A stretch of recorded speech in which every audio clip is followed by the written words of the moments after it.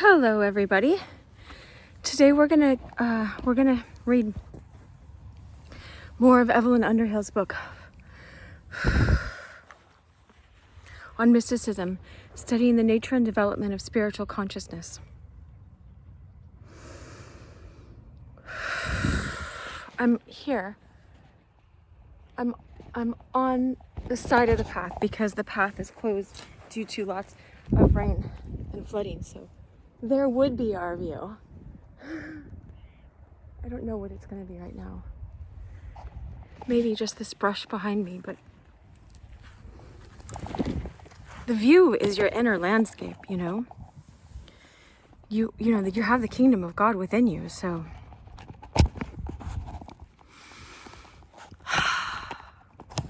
we really don't have to worry about what's on the outside. I just keep getting that message not to worry about anything external because, you know, I just noticed myself worrying about something for about 3 minutes. And then I was like, what am I doing? I just wasted that 3 minutes worrying about something I didn't need to worry about, that I had no business worrying about. It's not my business. It's not my business. I didn't come here. I'm not the creator. I'm not in charge of everything, you know? And I'm only sharing this because I know I'm not alone in this human experience. Okay, so, listen to that bird. All right, so welcome.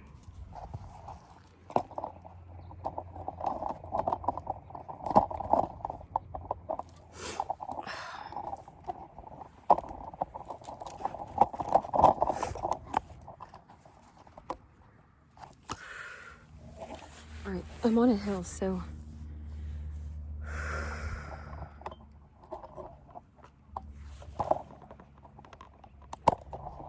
here we go. All right, so Evelyn Underhill was a mystic, and she was Anglican in her practice, which is what C.S. Lewis was. Tolkien was Catholic. Buddha was Buddhist.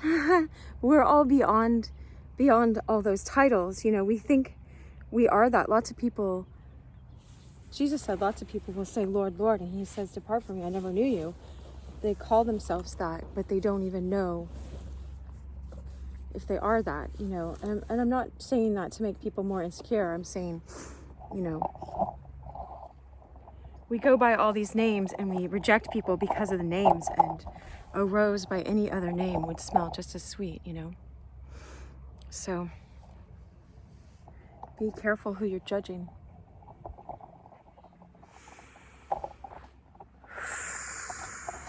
All right, I'm just gonna let this be how it is.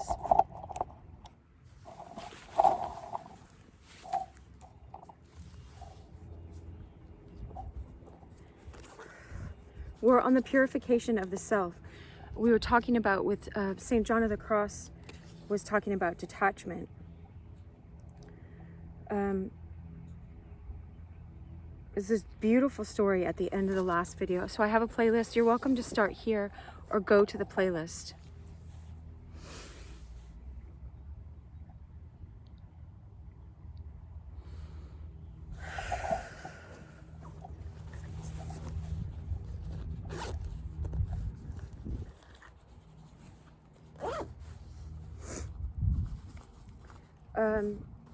This book was from 1910, so it's free copyright. And my intuition or the Holy Spirit, it's not however you understand, however God orchestrates these things. I was going to read this book for myself. I felt it was next on my spiritual path. Hold on, I'm going to plug in a mic. I have this idea. I don't want to keep things to myself, so I decided to share it with everybody. And so that's why we're here.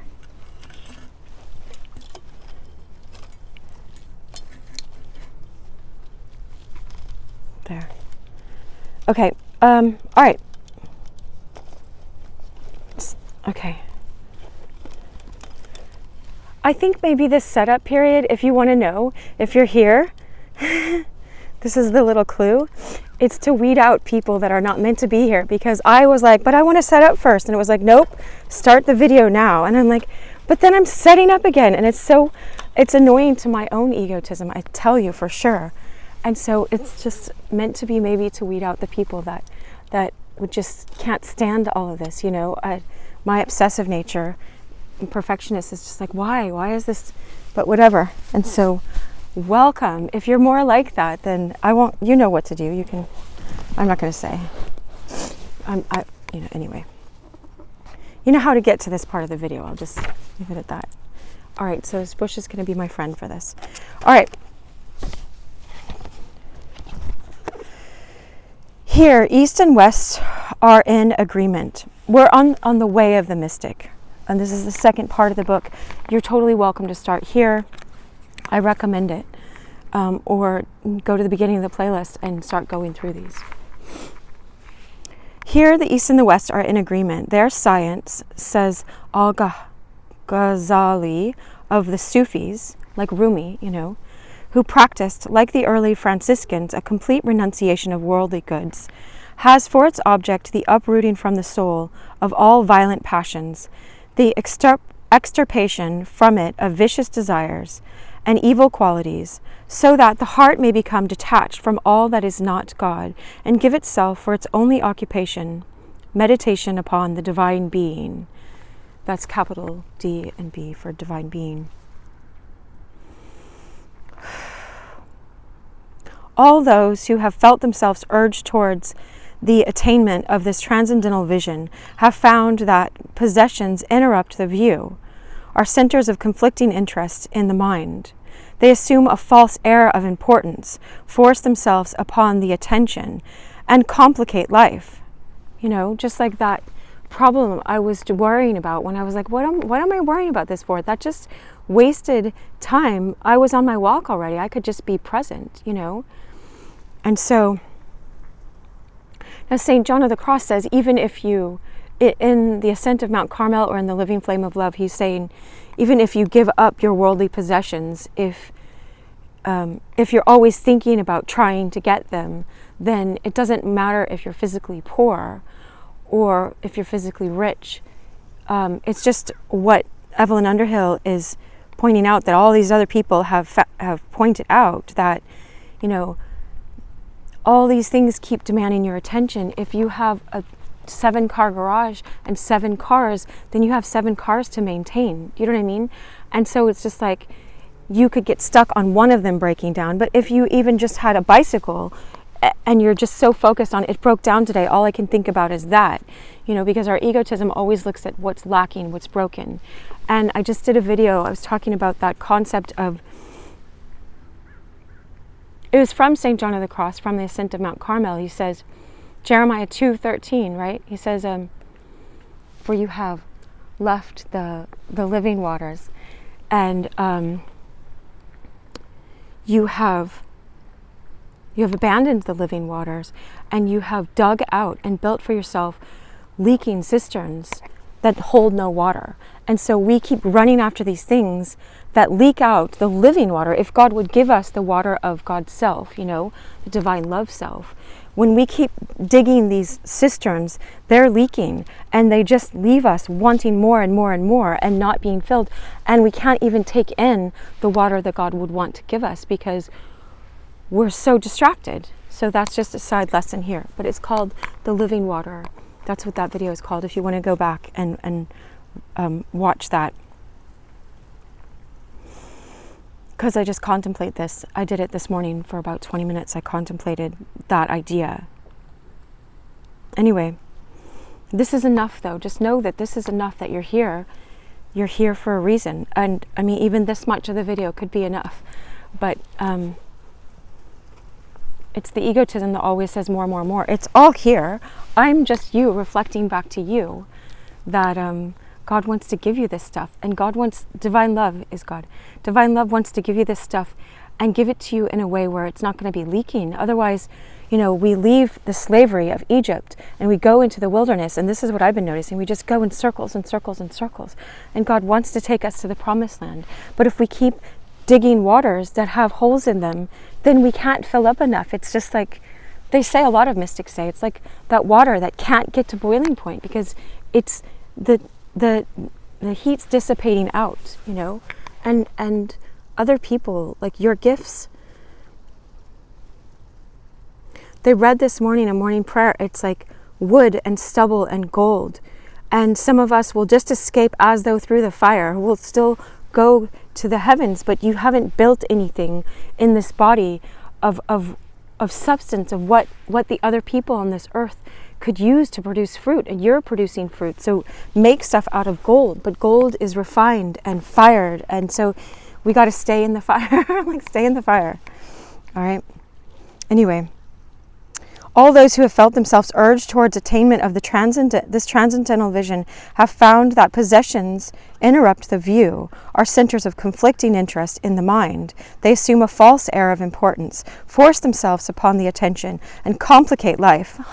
That's like social media, right? And people that are, whatever they're clothed in or not clothed in. Anyway. Hence, in the interest of self-simplification, they must be cleared away, a removal which involves, for the real enthusiast, mystic enthusiast, little more sacrifice than the weekly visit of the dustman, the trash man that comes every week. Having entirely surrendered my own free will, says Al-Ghazali, of his personal experience, my heart no longer felt any distress in renouncing fame, wealth, or the society of my children. I don't know whose his children were, but anyway. Others have contrived, I don't know if he meant his real children, or the disciples of his or whoever. Like, he didn't have to be famous for them, but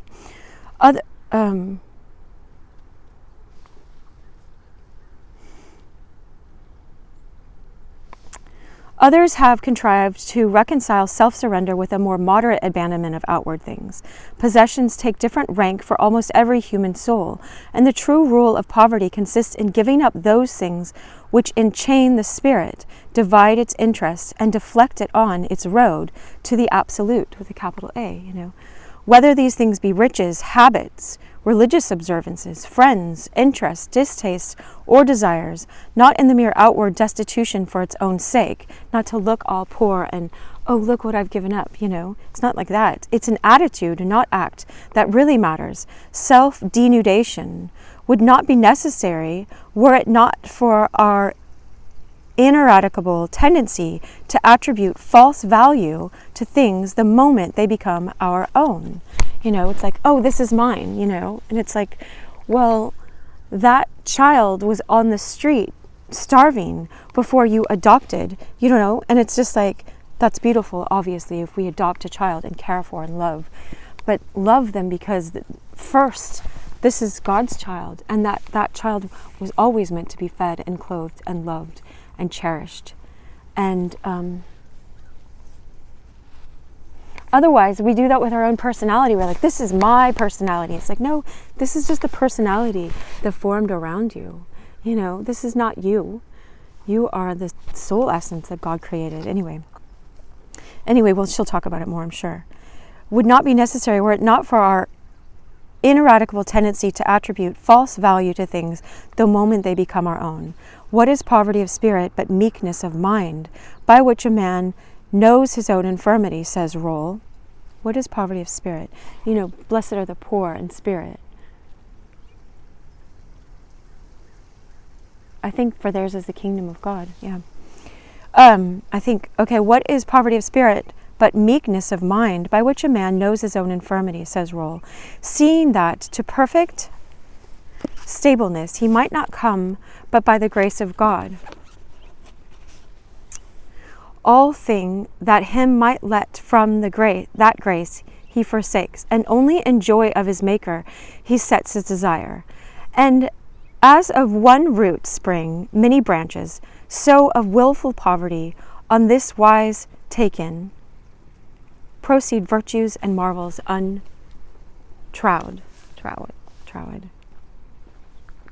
Not as some that change their clothes and not their souls.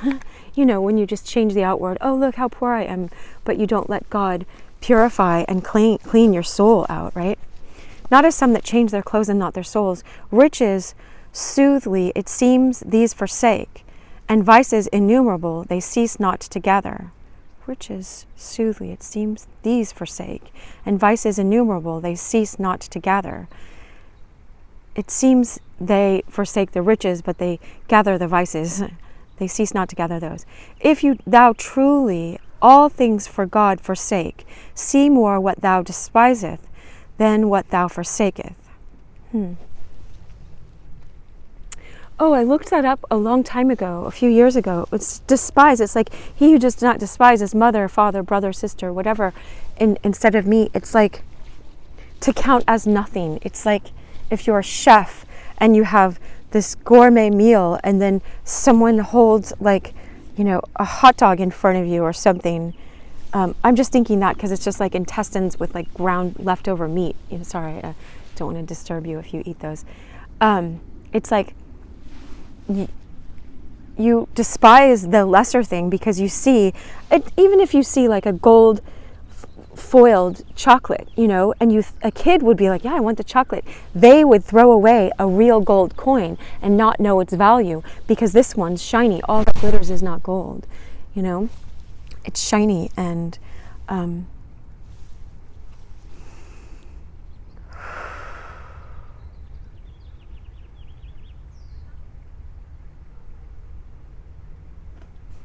it tastes better to eat a piece of chocolate right now than to have gold, but gold could buy you, it could buy you 1,600 bars of chocolate, but you don't know that because you don't know how to recognize gold. Our minds, when we keep using our outer senses and our outer senses and our outer senses. One book I read from the 1100s, Blessed Theophylact, he's talking about the woman at the well in John. And she came up this morning for me, but he says, bring your husband. And, I'm not married to him now. That's like, I'm not committed to anybody right now. I'm with this person, but I was married 5 times. He says, yes, she could have been married 5 times or whatever. I think he said that, but it's also your 5 senses. You have been married to those for so long, and also they said, she was a Samaritan. And so the Jewish people had been married to all these different captivity to all these different ways, 5 different ways or something. It could mean that. It's speaking on multiple different meanings, but we can look at right now to despise. That doesn't mean I despise like God didn't create both meals. If you're starving, you're going to eat a hot dog, and you're going to be really thankful to God that you have that meal in front of you. So it's not making fun of it like that. It's like if you can have more, you have to learn what to despise, what to count as nothing in comparison. It's just like a video I made from here. From here I learned, remember, we read it in here already. By the time you get this, you'll have already read it in the last videos. She says, all this time I was comparing myself to these little candles, and then I saw the sun. It's like God's represented like this giant sun. And so it's just like, great, if someone is in the dark and you are that little candle, you're meant to be this little candle and shine, and that might save the person's life. But more than that, our souls, like all of the light that comes even to that candle comes from divine love, comes from God. And so that is the true light. And if we don't know that, and we just hold on to all these different candles and don't learn to despise those, hold them less than, hold them in the right order. But God will keep showing you this. I don't have to explain all of it right here. From this passage, it follows that the poverty of the mystics is a mental rather than a material state. Detachment is the inner reality, of which Franciscan poverty is a sacrament to the world. So St. Francis embodied a kind of poverty to the world to show as a picture what this inward poverty looks like. Some people can't come to it. Some people can't come to it even though they give up their outer poverty. I read about some nuns with Teresa, Saint Teresa, of Calcutta. This nun was like, we could save so many more people if we cut our prayers down from an hour and a half in the morning to just half an hour. Like, that's another hour we could be saving these people's lives. And she said something like, we're going to add another hour to the prayers now because we saved more people by coming from this place of prayer. She said it much more simply than that, but it's like she wasn't getting it. It's not about the numbers per se in that moment. It's coming with quality, not quantity, But our world, when we're looking with our outer senses, taste and smell and sight and even your spiritual senses, you can stay spiritual and run after spiritual highs because you're doing things in the spirit world, but you're not living according to how God directs you in your soul. And that's just on a deeper level for other people that have been lost. I was lost in that loop for a while. Anyway, I have over 700 other videos. You can watch those and learn about this stuff on different levels. I'm going to stay with the book. I'm just being called to that. Detachment is the inner reality of which Franciscan poverty is a sacrament to the world. A sacrament is a sacred symbol, a symbol of a higher meaning, something in the physical world that conveys a higher meaning through it. It is the poor in spirit, not the poor in substance, who are to be spiritually blessed. Quote, "Let all things be forsaken of me," says Gerlach Peterson. Quote, "so that being poor, I may be able in great inward spaciousness and without any hurt to suffer want of all those things which the mind of man can desire, out of or excepting God himself. So that being poor, I may be able in great inward spaciousness and without any hurt to suffer want of all those things which the mind of man can desire, out of or accepting God himself." Like, what do we want compared to God himself, I am not speaking here of the absence of things, says St. John of the Cross. Yay! For the absence is not detachment. This is the exact quote that I was just trying to say. I'm so glad I'm going back. He'll say it so much better. I am not speaking here of the absence of things, says St. John of the Cross. For absence is not detachment if the desire remains, but of that detachment which consists in suppressing desire and avoiding pleasure. It is this that sets the soul free, even though possession may still be retained. And that's from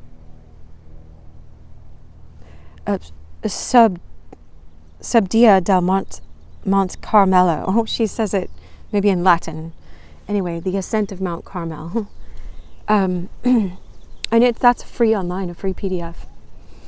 And so anyway, for absence is not detachment if the desire remains, if your desire for all those worldly goods keeps remaining and running your life. But of that detachment which consists in suppressing desire and avoiding pleasure. It is this that sets the soul free, even though possession may still be retained. So even if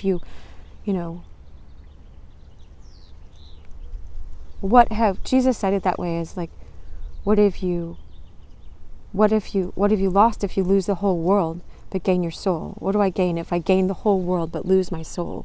He says that. Kierkegaard says it the opposite way to expound. He just goes into that a lot. And I think Purity of the Heart is to will one thing, or a book called Either Or. Anyway, every person in whom the mystical instinct awakes soon discovers in himself or herself certain tastes or qualities which interrupt the development of that instinct, that old one that runs after those things.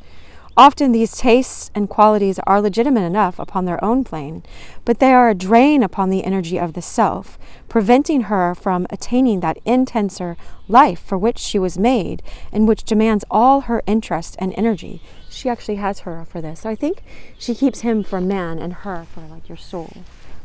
Anyway, which demands all her interest and energy. They distract her attention, they fill the field of perception, making of the surface consciousness so active a thing that it can hardly be put to sleep. Where can he have that pure and naked vision of unchangeable truth, whereby he sees into all things, says Peterson again, who is so busied in other things, not perhaps evil, which operate upon his thoughts and imagination, and confuse and enchain his mind, that his sight of that unique one, with a capital O, in whom all things are, is overclouded. And so all these things, it says that the sight of that unique one in whom all things are is overclouded. with your imagination and desire for all these other things and all that stuff. Now, the nature of these distracting factors which confuse and enchain the mind will vary with almost every individual. It is impossible to predict in any one case what the things will be, which the self must give up in order that the transcendental consciousness may grow. I heard about this Zen story where this Zen monk had given up everything except for his walking stick, and and there was one other monk with him, and his friend had to go up this hill, and so borrowed his walking stick and was going to come back or something like this, and he was just so offended and so mad, and he was so mad at that person because of this one thing, like what was just said earlier, is because we call it our own, and so it's just he had to give up the walking stick, Does it make any difference? And I know I think our last video or the one before, he's just walking naked in the forest, because you're not carrying anything. It's a picture of not carrying anything, but you can be this is my skin, so it's not about denunciation. You can have your clothes, but it's this is mine, and so are you detached from it? Anyway, does it make any difference whether a bird be held? Oh, here's the quote. Sorry, okay, let's go back to that. Does it make any difference whether a bird be held by a slender thread? Look, this just came off my bookmark. A slender thread, or by a rope, while the bird, look, it just fell off. I'll move the camera. Look, I'm not moving anything. Watch. Literally one of these ropes fell off and is on my leg right now. As a heart. I hope that was on your camera. Can you believe that? And so,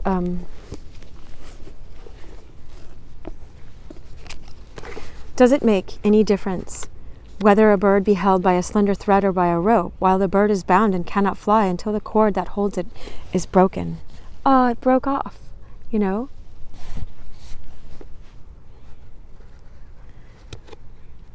It is true that a slender thread is more easily broken. Still, notwithstanding, if it is not broken, the bird cannot fly. This is the state of a soul with particular attachments. It never can attain to the liberty of the divine union, whatever virtues it may possess. Desires and attachments affect the soul, as the remora is said to affect a ship. I think that's the rudder, I don't know. That is but a little fish. A fish. That is but a little fish, yet when it clings to the vessel, it effectually hinders its progress, okay? And so it's this little fish, and I guess when it clings on, it drags the boat. Do you know what I mean? It hinders its progress. This is from St. John of the Cross again. I recognize it from St. John of the Cross. I've quoted it here before. I've just mentioned it, So, do you want this to keep you from flying? If this is what's holding you down, let it go. Let it go. And ask God. Okay, so it doesn't have to be of your efforting, all your efforting, but ask, because St. John of the Cross, in that same book, he was saying, it was so beautiful. It was so beautiful. He says, when Jesus says, all of you who are weary and heavy laden with all of your worries and your attachments and your desires, come to me and I will give you rest. I will help you fly. And so Jesus says, come to him. And I trust that if we come to Christ, to Jesus sincerely, whoever you are, that Christ will help you let go of that. I loved it. I felt okay, I can close all books after I read that. Just come to Jesus. All of you who are weary, he says, because our attachments and our desires make us weary. They hold us down. They attack us. They torment us. And I understand that very well. So you're not alone if your desires have tormented you in the past. God is big enough to help you let go of them. You are not your desires. They want to pretend that they are you and your mind is you and your desires, I have to have that, is you. That's not you. Start getting to know who you are. Who are you?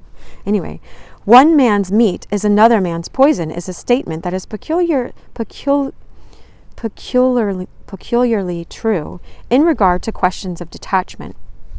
Here each adventurer must and does judge for himself, extirpating all those interests which nourish selfhood, however innocent or even useful they may seem in the eyes of the world. The only rule is the remorseless abandonment of everything which is in the way. Quote, when any man God perfectly desires to love. When any man God perfectly desires to love.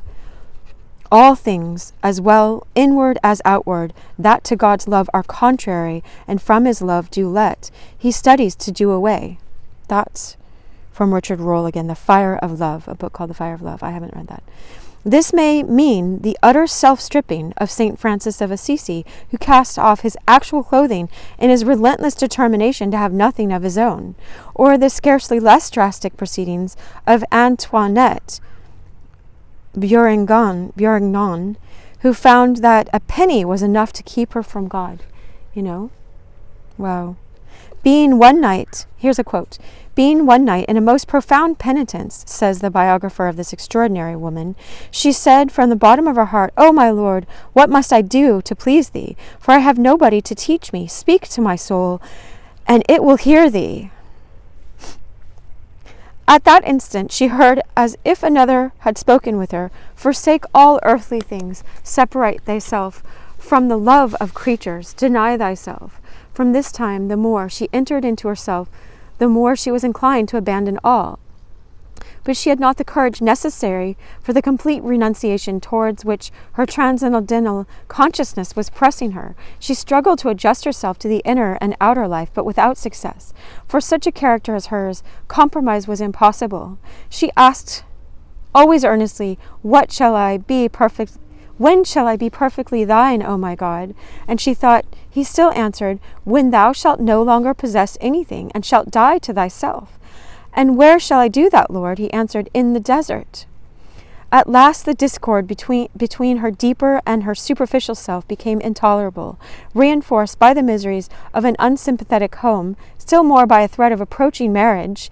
The inexorable inner powers got their way. She submitted, and having disguised herself in hermit's dress, she was only 18 and had no one to help or advise her. She went out of her chamber about 4 a.m, taking nothing but 1 penny to buy bread for that day. And it being said to her in her going out, where is thy faith? In a penny?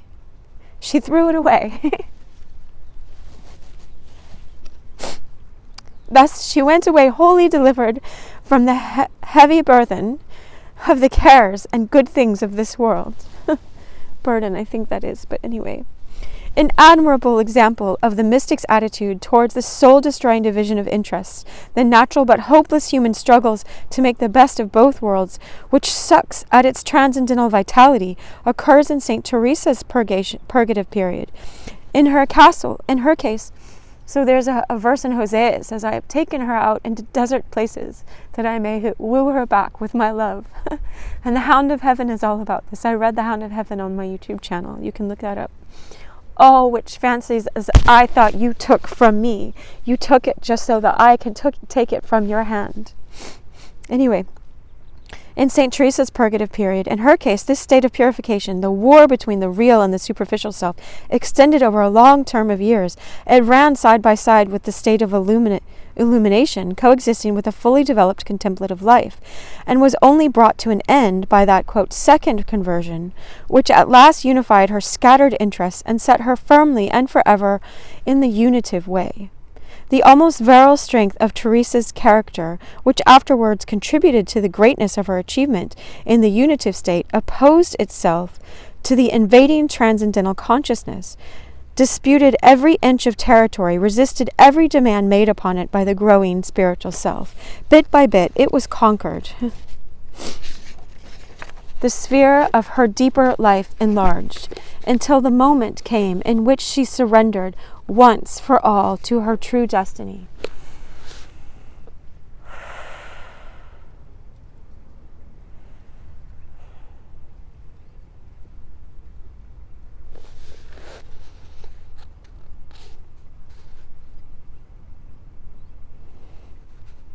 During the years of inward stress, of penance and growing knowledge of the infinite, which she spent in the convent of the incarnation, and which accompanied this slow remaking of character, Teresa's only self-indulgence, as it seems, a sufficiently innocent one, was talking to the friends who came down from Avila to the convent parlor and spoke to her through the grill, through where she was. Her confessors, unaccustomed to the education of mystical genius, saw nothing incompatible between this practice and the pursuit of a high contemplative life. But as her transcendental consciousness, her states of orison grew stronger, Teresa felt more and more the distracting influence of these glimpses of the outer world. They were a drain upon the energy which ought to be wholly given to that new, deep, more real life which she felt stirring within her, and which could only hope to achieve its mighty destiny by complete concentration upon the business in hand. No genius can afford to dissipate his energies, the mystic genius least of all. Teresa knew that so long as she retained these personal satisfactions, her life had more than one focus. She was not wholehearted in her surrender to the absolute. But though her inward voices, her deepest instincts urged her to give them up, for years she felt herself incapable of such a sacrifice. It was round that question of their retention or surrender that the decisive battle of her life was fought. The devil, says her great Augustinian eulogist Fray Luis de Leon, in his vivid account of these long interior struggles, put before her these persons most sympathetic by nature, and God came, and in the midst of the conversion discovered himself aggrieved and sorrowful. The devil delighted in the conversation and pastime, but when she turned her back on them and betook herself to prayer, God redoubled the delight and favors as to show her how false was the lure which charmed her at the grating, through that. She keeps looking. And that his sweetness was the veritable sweetness, so that these two inclinations warred with each other in the breast of this blessed woman, in her heart. And the authors who inspired them each did his utmost to inflame her most. And the oratory blotted out what the grating wrote, and at times the grating vanquished and diminished the good fruit produced by prayer. So what was on the other side was taking away. They were like the leaking cisterns that were taking away what she was getting by prayer. She couldn't go up like the bird. This one thing that she was holding on to was keeping her back from flying. There's a song by Anthony Hamilton that I used to really relate with. It is like, I can't let you go. It's a really beautiful song, but it's all about like, I can't let go, But anyway, if we turn that same song to God, Anthony Hamilton retweeted me one time when I mentioned that song a long time ago, or liked it or something, the singer of that song.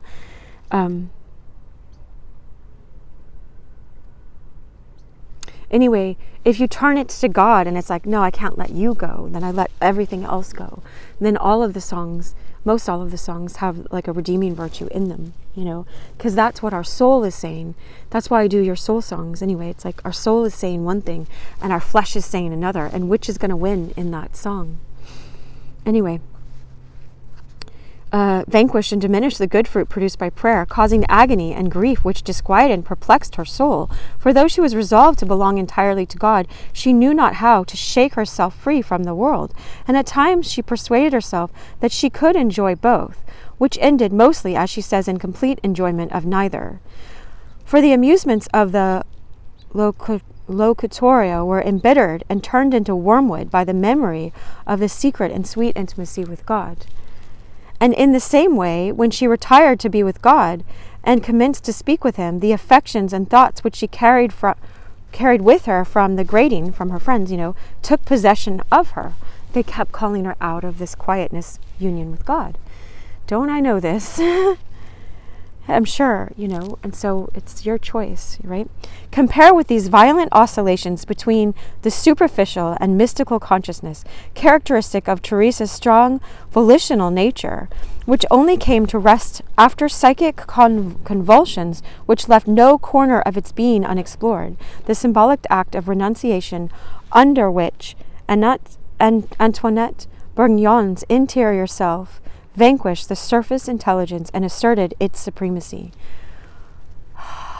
I'm always praying, like, God, if it takes Gollum to grab the ring off my finger, at the end of the Lord of the Rings, then do that, and I just think of the hurt it's gonna cost. But if we can let it go, ask divine love. Teresa must give up her passionate interest in human life.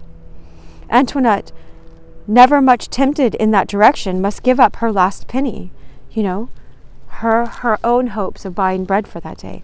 What society was to Teresa's generous, energetic nature, prudence was to the temperamentally shrewd and narrow Antoinette, a distraction, a check on the development of the all-demanding transcendental genius, an unconquered relic of the, quote, lower life. Wow. One movie, if you want to see this in a movie, that just broke my heart as a kid. I watched this as a kid, and it's like a horror movie to me now, sort of, is this movie called Somewhere in Time, where Christopher Reeves went back in time with and found his love, but spoiler alert if you don't want to know, he found this penny from 1985 or something in his pocket, and anything that brought him back to his present time took him out of that world, and he couldn't go back. It's just so heartbreaking, but it's this. We're on this earth, and we're so backwards in our thinking. It's our longing for God, It's like when Lucy had to leave as Narnia. She says, it's not Narnia that we're going to miss you. And he's like, I am in your world as well. You'll find me there, She thought she was never going to have Aslan again. Anyway, many a mystic, however, has found the perfection of detachment to be consistent with a far less drastic renunciation of external things than that which these women felt to be essential to their peace. The test, as we have seen, does not lie in the nature of the things which are retained, but in the reaction which they stimulate in the self. Quote, absolute poverty is thine, says Tauler, when thou canst not remember whether anybody has ever owed thee or been indebted to thee for anything, just as all things will be forgotten by thee in the last journey of death. You're not going to worry about who owed you anything when you're in heaven. You know what I mean? And the kingdom of heaven is within. You can have this now. Jesus says, abide in me. All of you who are weary, come to me. Take my yoke upon you. My yoke is a lot easier than being pulled back and forth and being pulled by the enemy of our souls, by stupid things, even if they're good things. If your worth is coming from this penny and thinking, I can provide this bread for myself today with this penny, cast it away like that. And I'm not saying for you. You have to ask God and look into that yourself. But when thou canst not remember whether anybody has ever owed thee or been indebted to thee for anything, just as all things will be forgotten by thee in the last journey of death, poverty, in this sense, may be consistent with the habitual and automatic use of luxuries, which the abstracted self never even perceives. Thus we are told that Saint Bernard was reproached by his enemies with the inconsistency of preaching evangelical poverty, whilst making his journeys from place to place on a magnificently caparisoned mule, which had been lent to him by the Cluniac monks. He expressed great contrition, but said that he had never noticed what it was that he rode upon. Like he didn't notice he was riding upon like a stallion, And so if sometimes the very activity which oneself has rejected as an impediment becomes for another the channel of spiritual perception. I have mentioned the case of Cœur d'Ars, who among other inhabitants refused to allow himself to smell a rose. Sharply opposed to this is the case of St. Francis, who preached to the flowers and ordered a plot to be set aside for their cultivation when the convent garden was made, in order that all who saw them might remember the eternal sweetness. So too we are told of his spiritual daughter, Saint Ducelin, it's French, that out of doors one day with her sisters she heard a bird's note. What a lovely song, she said, and the song drew her straightway to God. Did they bring her a flower? Its beauty had a like effect. Did they bring her a flower? Its beauty had a like effect. So if these things do bring us to God, but the enemy of our souls will present himself as an angel of light. But it's not to be in a fear state. It's to ask God for discernment. Here we are reminded of Plato, yes. Quote, "The true order of going is to use the beauties of earth as steps along which one mounts upward for the sake of that other beauty," with a capital B.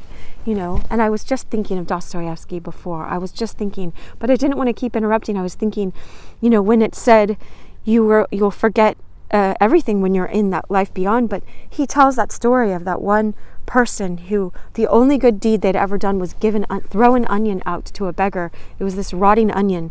But, and so by that onion, she was going up, like it was pulling her up to heaven out of hell. She wasn't going to be stuck in hell.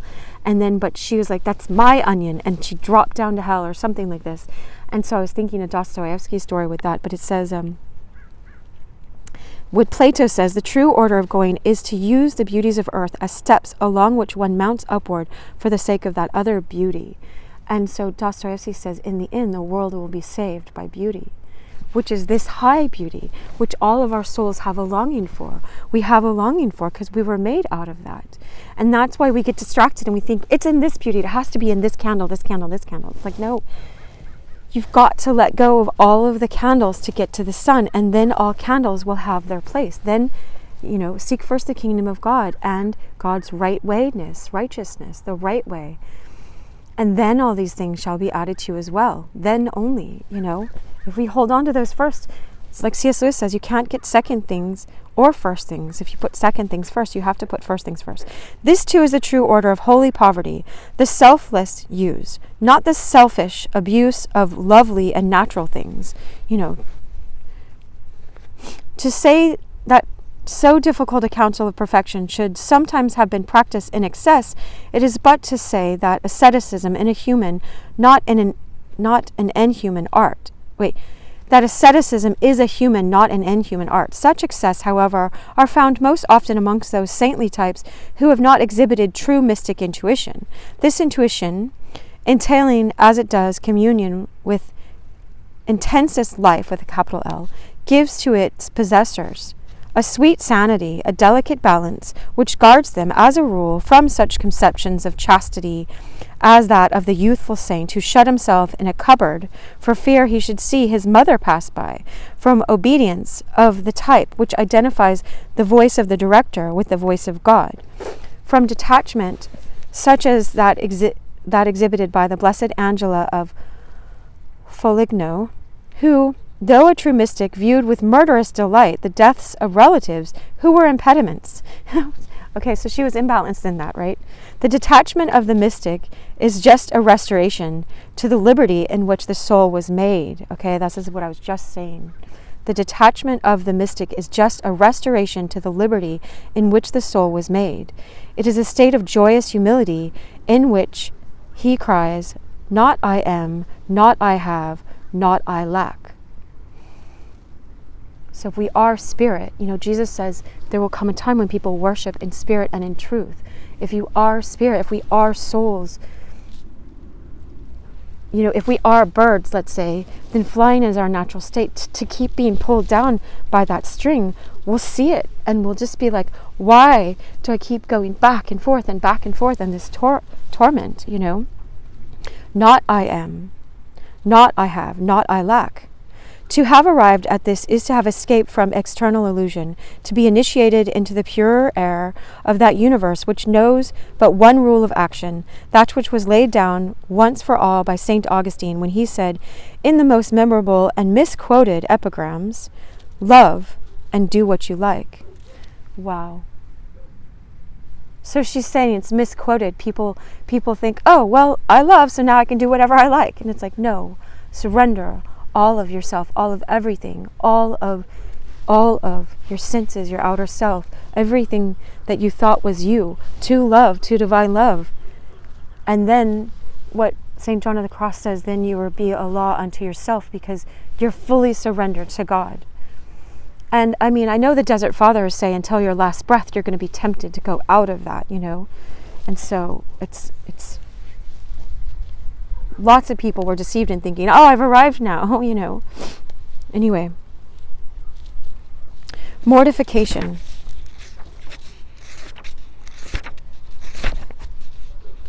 Okay, I'm just going to start into this mortification part.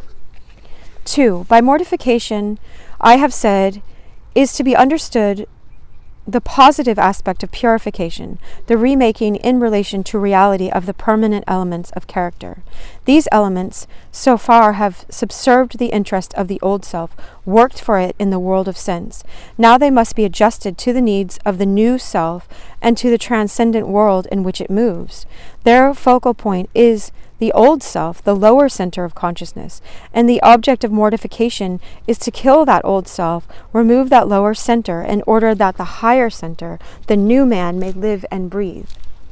As Saint Teresa discovered when she tried to reconcile the claims of friendship and contemplation, one or other must go. A house divided against itself cannot stand. Who hinders thee more, says Thomas A. Kempis, quote, than the unmortified affection of thy own heart, ellipsis. If we were perfectly dead unto ourselves and not entangled within our own breasts, then should we be able to taste divine things and have some experience of heavenly contemplation. That's from The Imitation of Christ. I have part of that on my YouTube channel as well.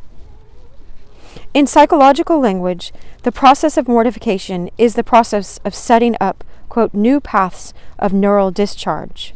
Wow, she knew this in 1910. Joe Dispenza talks about this. And I'm not saying to go get distracted and all of that. You know, we're all, anyway. But he talks about how you have pathways, just like the pathway that I was just showing you. A path in your brain that goes old ways. And so your brain has to learn these new paths, neural pathways, and how to let go. And at first, it's like going on a new path. This is a new path I went on today. I was told in my heart, like, go on a different path, because that one was closed. And so I never went on this one. Not that I know of. And so I just stopped when I got to stop. You know, even it's Joe, it's just bushes. And I like having this expansive view behind us, but not today, you know. And so new paths of neural discharge. I have a whole playlist called The New Man. And so I talk about this, I think, for 19 hours of that book or so. But don't let that distract you. Like, it might not be for you. New paths of neural discharge. That is to say, the mystic life has got to express itself in action. And for this new paths must be cut and new habits formed. All in spite of the new self's enthusiasm against the grain. It goes against the grain. I sat in a different place yesterday when I went to church. And it felt awkward. But I'm just like, okay, I was told to sit in a different place. And so I just trusted that that wasn't coming from me. Because it's not something I wanted to do myself, personality self. The energy which wells up incessantly in every living being must abandon the old road of least resistance and discharge itself in a new and more difficult way.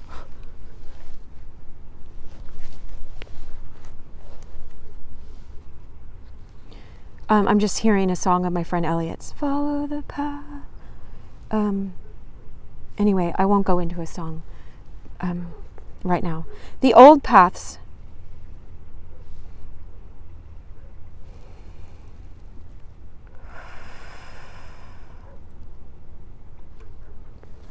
see how the mind can take me to all these different places. I have to discern what is to be shared and what not. And I'm not saying I know that perfectly, so I appreciate your love and patience and know that something I do say to one person might be for them, and we get to be patient just like we're waiting at a red light for it to go green for us, you know? It's not about always green for us. Sometimes there are people on this road that needed to hear something that I said. So I encourage you that it doesn't mean that God wants you to leave this just because you're sitting at a red light for some parts of this. Now, sometimes I'm too distracted and I don't know always, but I pray that God will use all of it to teach us about our own distractions, you know. When they are dead and the new life has triumphed, mortification is at an end. The mystics always know when this moment comes, okay? An inner voice then warns them to lay their active penances aside. Since the greater and stronger the mystic, the stronger and more stubborn his character tends to be, this change of life and turning of energy from the old and easy channels to the new is often a stormy matter. It is a period of actual battle between the inharmonious elements of the self, its lower and higher springs of action, of toil, fatigue, bitter suffering. Don't I know this? And many disappointments. Nevertheless, in spite of its etymological associations, the object of mortification is not death but life, the production of health and strength, the health and strength of the human consciousness viewed sub specie aeternitatis. It's Latin. In the truest death of all created things, the sweetest and most natural life is hidden. In the truest death of all created things, the sweetest and most natural life is hidden. That's from Tauler's Sermon on St. Paul, The Inner Way. This dying, says Tauler again, has many degrees. And so has this life. A man might die 1,000 deaths in one day and find at once a joyful life corresponding to each of them. This is as it must be. God cannot deny or refuse this to death. God's not going to deny this to death. It's like the thief on the cross got everything, his whole consciousness cleared. And he said, remember me when you go to your kingdom. And he says, today you will be with me in paradise. That day, that guy, we don't know the purgation God had done beforehand so that he could recognize Christ on the cross. But that was his moment. We can tell that for sure. This is as it must be. Maybe, I won't say. God cannot deny or refuse this to death. The stronger the death, the more powerful and thorough is the corresponding life. The more intimate the death, the more inward is the life. Each life brings strength and strengthens to a harder death. When a man dies to a scornful word, bearing it in God's name, or to some inclination inward or outward, acting or not acting against his own will, be it in love or grief, in word or act, in going or staying, or if he denies his desires of taste or sight, or makes no excuse when wrongfully accused, or anything else, whatever it may be, to which he has not yet died, it is harder at first to one who is unaccustomed to it, and unmortified, than to him who is mortified. A great life makes reply to him who dies in earnest, even in the least things, a life which strengthens him immediately to die a greater death. A death so long and strong that it seems to him hereafter more joyful, good, and pleasant to die than to live. For he finds life in death and light shining in darkness. No more than detachment, then, is mortification an end in itself. It is a means to the production of a definite kind of efficiency, a definite kind of vitality, like its physical parallel, the exercises of the gymnasium. Like, when you go to the gym, you get strong, And so when you die to these outer things, you're the vitality of God. But God will show you the sober way to do this. Once this efficiency, this vitality is produced, this training accomplished, mortification ends, often with startling abruptness. After a martyrdom which lasted 16 years, says Suso, speaking as usual in the third person of his own experience, on a certain Whitsunday, a heavenly messenger appeared to him and ordered him in God's name to continue it no more. Wow. He at once ceased and threw all the instruments of his sufferings, irons, nails, and a hair shirt, into a river. From this time onward, austerities of this sort had no part in Suso's life. Wow, I don't know Suso, S-U-S-O.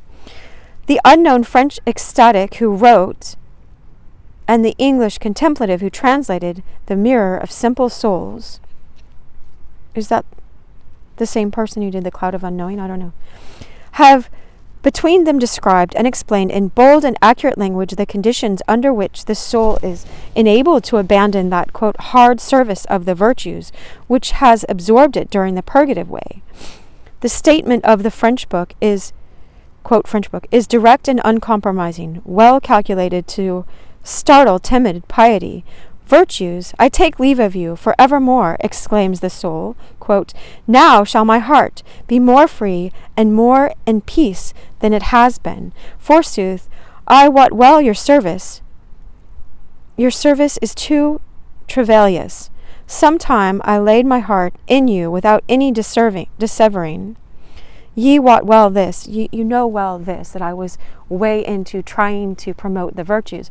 But your mind can get caught so much up and look at how virtuous I am compared to those other people. It's like when Jesus said, there's one sinner who's this tax collector is like, woe is me, have mercy on me, God, and beating against his breast and saying, forgive me, for I'm a sinner. And this other person next to him is like, I'm so glad I'm not like that person, you know. And Jesus said, which one is going to be heard by the Heavenly Father? That person that asks for mercy and is not putting their faith in this external thing. Anyway. Oh, ye wot well this, I was in all things to you obedient. Oh, then I was your servant, but now I am delivered out of your thraldom. I am now God's servant, you know. You start to become a servant of trying to be virtuous, your idea of serving God instead of God, you know. Oh, and I do have that. I made sure this was in my book this time.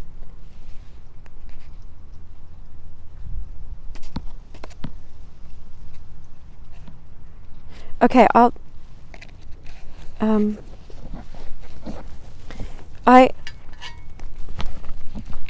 saw it this morning and I was wondering why I saw it. It was this morning or last night. Look. Okay, and so this is a Van Gogh drawing that I drew. And I couldn't draw it. This was my third drawing I ever drew. And look at it. It's called At Eternity's Gate because I loved the drawing so much of Van Gogh's. But what I had to do was I turned the drawing upside down and my sketchbook upside down because I didn't know this was a finger and a handkerchief. Otherwise, I just draw stick figures. I can't draw at all if I don't turn off my logical brain, my brain that says, let me draw an old man, let me draw a finger, let me draw a handkerchief, you know? This is what we do, is God teaches us a way to shut off our outer senses. It's for us to see that that's nothing. You know, God says, I will repay you tenfold. I will repay you 100-fold. I don't know, in different places it's different things. It's like what God has to give us is like the sun, and we're holding on to these candles, right? And we have the sun, right? Anyway, I wish you so much love. Like this if you'd like to. I right now I don't care. I was told to say that before and I don't know today. Yes, like and share and comment, because the way YouTube works, it works on earthly algorithms, but God is beyond that anyway. But it sees, if lots of people see likes, they're like, oh, maybe this is interesting. So anyway, that's up to you. I wish you so much love. I appreciate your presence and I wish you the best on this path.